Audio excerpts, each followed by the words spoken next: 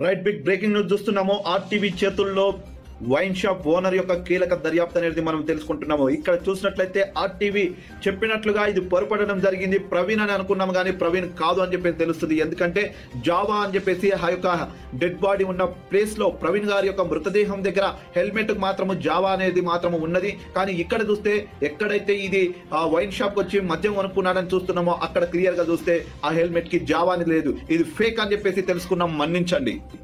మద్యం కొనడానికి వచ్చింది ప్రవీణ్ పగడాల కాదు అని చెప్పేసి ఆ హెల్మెట్ జావాది కాదు, ఇక్కడ లోగో ఉన్నది వేరే అని తెలుసుకున్న ఆర్టీవీ చింతిస్తున్నది. యాజమాన్యం తరపున క్షమాపణలు కోరుతున్నాము.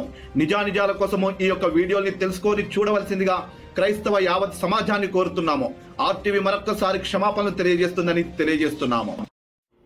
రైట్ బిగ్ బ్రేకింగ్ న్యూస్ చూస్తున్నాము. ఆర్టీవీ చేతుల్లో వైన్ షాప్ ఓనర్ యొక్క కీలక దర్యాప్తు అనేది మనం తెలుసుకుంటున్నాము. ఇక్కడ చూసినట్లయితే ఆర్టీవీ చెప్పినట్లుగా ఇది పొరపడడం జరిగింది. ప్రవీణ్ అని అనుకున్నాము కానీ ప్రవీణ్ కాదు అని చెప్పేసి తెలుస్తుంది. ఎందుకంటే జావా అని చెప్పేసి ఆ యొక్క డెడ్ బాడీ ఉన్న ప్లేస్ లో ప్రవీణ్ గారి యొక్క మృతదేహం దగ్గర హెల్మెట్ మాత్రము జావా అనేది మాత్రము ఉన్నది. కానీ ఇక్కడ చూస్తే ఎక్కడైతే ఇది ఆ వైన్ షాప్ వచ్చి మద్యం కొనుక్కున్నాడని చూస్తున్నామో అక్కడ క్లియర్ గా చూస్తే ఆ హెల్మెట్ కి జావా అని లేదు. ఇది ఫేక్ అని చెప్పేసి తెలుసుకున్నాం, మన్నించండి.